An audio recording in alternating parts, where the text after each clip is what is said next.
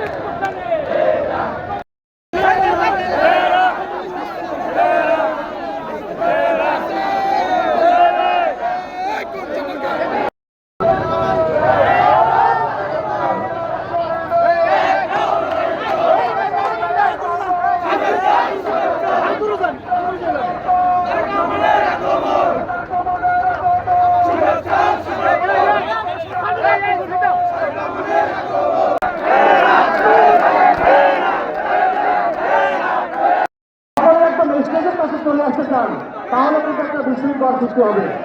দয়া করে খোলা জায়গায় যার যেখানে অবস্থান করার মতো